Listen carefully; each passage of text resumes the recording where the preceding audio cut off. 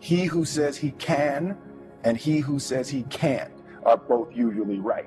Head down sad on a Monday morning. I'm going to make you Saturday Monday morning. That's what I want to do every morning, and that's what I want from you. Please take a step back and think about how awesome it actually is. And then recognize that you can attack the world in a totally different way because you were lucky enough to be born during this era. The margin for error is so small. I mean, 1/2 a step too late or too early, and you don't quite make it. 1/2 second too slow, too fast, you don't quite catch it. The inches we need are everywhere around us. They're in every break of the game, every minute, every second. Now you have to set the new stage. Now you have to set the new mark. And be greater than you was yesterday. Realize that you are walking above ground for a reason. Exact same thing at the exact same time. It's no longer that your personality is creating your personal reality. Now your personal reality is affecting or creating your personality. Your environment is really controlling how you think and feel unconsciously. Because every person, everything, every place, every experience has a neurological network in your brain. Every experience that you have with every person produces an emotion. So some people will use their boss to reaffirm their addiction to judgment. They'll use their enemy to reaffirm their addiction to hatred. They'll use their friends to reaffirm their addiction to suffering. So now, they need the outer world to feel something. So, to change then is to be greater than your environment, to be greater than the conditions in your world, and the environment is that seductive. So then, why is meditation the tool? Well, let's sit down, let's close our eyes, let's disconnect from your outer environment. So if you're seeing less things, there's less stimulation going to your brain. If you're playing soft music or you have earplugs in, less sensory information coming to your brain, so you're disconnecting from your environment. If you can sit your body down and tell it to stay like an animal, stay right here. I'm going to feed you when we're done. You can get up and check your emails, you can do all your texts, but right now, you're going to sit there and obey me. So then, when you do that properly, and you're not eating anything or smelling anything or tasting anything, you're not up experiencing and feeling anything, you would have to agree with me that you're being defined by a thought, right? So when the body wants to go back to its emotional past, and you become aware that your attention is on that emotion, and where you place your attention is where you place your energy, you're siphoning your energy out of the present moment into the past, and you become aware of that. And you settle your body back down in the present moment. God-like feature that only the special among us will ever taste. You know, it's something that truly exists in all of us. It's very simple.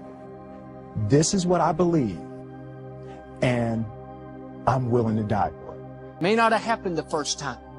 The loan didn't go through. You didn't get chosen for the part.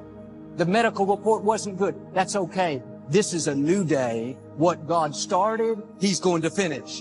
You may have missed some opportunities, but God knows how to make up for lost time. The impulse to dream has been slowly beaten out of me through the experience of life. And most people have stopped living their dreams because of the lessons they've learned from life or things they've picked up. Because we've only been born with two fears.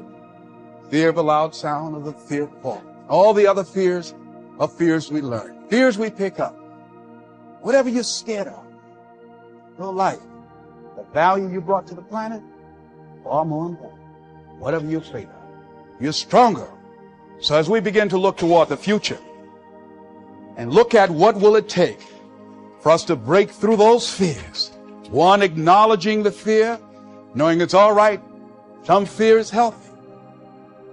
Beginning to know that your dreams, your passions, your drive to achieve whatever it is you want, as it has more power and meaning, it will move you past your fears. As you begin to feel that you deserve it, your passion and goal is so strong, the fears won't matter. But I'm still part of it. So leverage is, if I'm going to leverage something here with Tom, I'm going to make sure Tom understands the what? The outcome. I want to make sure Tom understands the the purpose, the why, and the action. But I might say to Tom, if you can get this done without this action or better action, go for it, baby. And I want to talk to you on this date, and we got to promise, and we're going to check in before it's needed. So there's no surprises. If you're having problems, Tom, come back to me because we're partners on this. That I call leverage. And you know what I do when I have no time? There is time. I just got to leverage it. You know, say I have no one to leverage it to. You know, Shane over here, right? I got all the stuff he wants to do, can't leverage it. But Shane's answer was hire somebody. Then he thinks about what it's going to take and goes $125,000. Can't do that now. He's getting caught up in one way to get the outcome. Leverage. The only thing that's going to make you happy, my friend, in this year or any other, is to step up. It's to raise the standard. It's to discover what you're capable of and feel that incredible power of pushing through whatever's holding you back and get to the other side of more of your true self. That's what this game's all about. When you step into your fears and continue to push yourself to go on, no one's going to do anything for you. Couple rules of being a real leader. You need to take responsibility for your own life. Bringing energy to your team, leading in recruiting, leading in leadership, leading in growth. Nobody owes you anything, but you owe other people everything. That's what a leader does. You take responsibility. You know exactly right now what you're not doing. It would be criminal of you to leave here and say, I don't know what to do. You know exactly what you're afraid of. You know exactly what you've been avoiding, and you got to make a decision to change it. You know exactly what it is. Don't BS anybody. You know what you need to do different. You know the changes you need to make. And if you can do that, you stop kidding yourself, you can win. You can overcome your fear, overcome procrastination, whatever that is. To not only take risks, but to be open to life, to accept new views, and to be open to new opinions. While it may be frightening, it will also be rewarding. Because the chances you take, the people you meet, the people you love, the faith that you have, that's what's going to define you. Most people in their lives are being allowed to live small. You're allowed to live a small life. Everyone around you would like you to live small. Just do this. You're good at that. Man, take it easy. Chill. When's enough?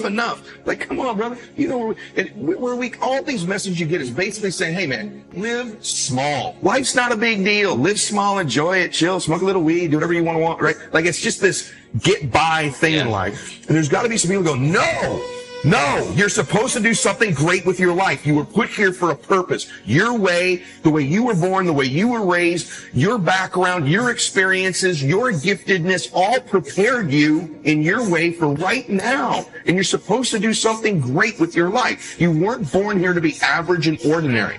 And there's all this messaging that you're average and ordinary, and you're average and ordinary because you belong there, and it's probably someone else's fault you're average and ordinary too. And I'm like, no, it's your life. You're in control. It's no one else's fault, and you're supposed to do something magnificent.